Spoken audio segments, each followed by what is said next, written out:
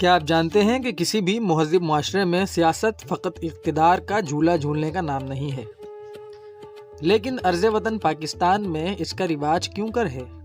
جبکہ اہل لغت لفظ سیاست کے معنی یوں بیان کرتے ہیں کہ سیاست ملک کے کاموں کی تدبیر، ملک کے داخلی اور خارجی امور کی دیکھ بھال، لوگوں کے امور کی مراقبت وغیرہ سیاست کے لغوی معنی ہیں۔ دیگر ممالک میں بھی سیاست عوامی خود مختاری، بنیادی حقوق کی بالادستی کے لیے قانون سازی اور ترقیاتی معاہدوں کی ترویج تصور کی جاتی ہے۔ چنانچہ اپنے چمن کا طرز سیاست دلچسپ ہونے کے ساتھ ساتھ دل فریب بھی ہے۔ پاکستان میں سیاست کو معاشرت اور جمہوریت سے علیحدہ کر دیا گیا ہے۔ آئیے پہلے ہم سمجھتے ہیں کہ معاشرت کیا ہے۔ معاشرہ افراد کا ایک ایسا گروہ ہے جو اس اصول پر آپس میں رہائش پذیر ہوتا ہے کہ ان کے مفادات مشترکہ ہوں۔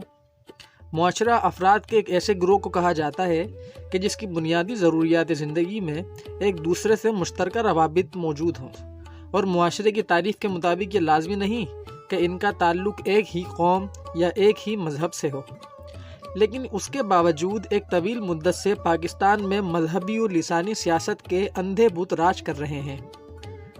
مذہبی سیاست سے مراد دین سے لا تعلقی کا اظہار ہرگز نہیں، البتہ اس فرقہ وارانہ انتشار سے ہے جس کی وجہ سے ایک عام مسلمان مخالف فرقے سے تعلق رکھنے والے دوسرے مسلمان کو کافر تصور کرتا ہے۔ اسی کے ساتھ ساتھ لسانی سیاست سے مراد کسی بھی قوم یا اس کی مادری زبان کی حیت کو مفلوج کرنا مقصود نہیں، البتہ اختلاف ان لاشعور اذہان سے ہے جو دیگر اقوام و زبان کو کمتر تصور کرنے کے ساتھ ساتھ خلق خدا کے درمیان منافرت کی ایک بلند دیوار تعمیر کر دیتے ہیں۔ ہم نے دیکھا ہے کہ نفرت کی سیاست سے عوام کا خسارہ اور سیاست دان کا اجارہ مضبوط ہوا ہے۔ یہ طرز حکمرانی ہم نے انگریزوں سے گود لی۔ بر صغیر سے انگریز تو اپنے وطن واپس لوٹ گئے، لیکن نحوست کا یہ ٹوکرا آج تک ہم نے اپنے سر پر لادا ہوا ہے۔ بہرحال مدعے پر آتے ہیں۔ معاشرت کے بعد سمجھتے ہیں جمہوریت کس چڑیا کا نام ہے۔ جمہوریت کا لفظ در حقیقت انگریزی لفظ ڈیموکریسی کا ترجمہ ہے، اور انگریزی میں یہ لفظ یونانی زبان سے منتقل ہو کر آیا ہے۔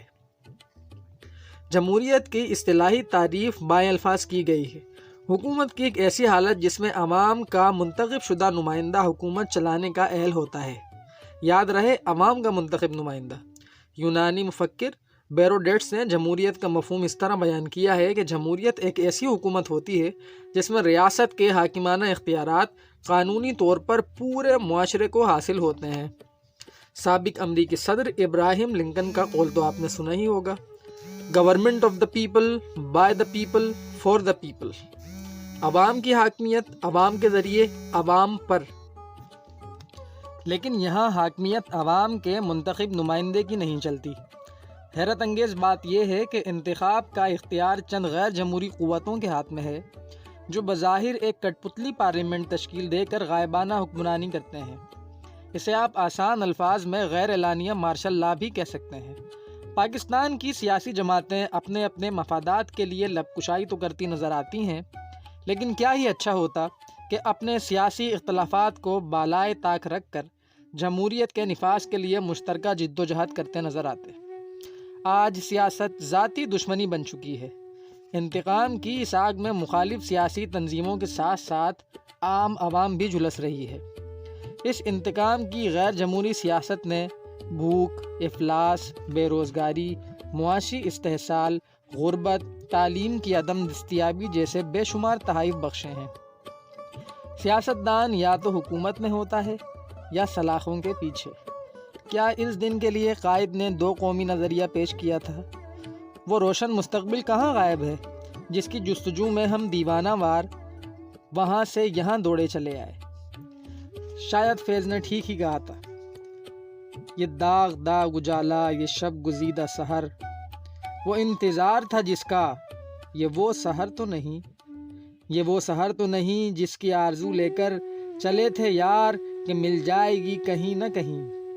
فلک کے دشت میں تاروں کی آخری منزل کہیں تو ہوگا، شب سست موج کا ساحل کہیں تو جا کے رکے گا، سفینہ غم دل کہیں تو جا کے رکے گا، سفینہ غم دل۔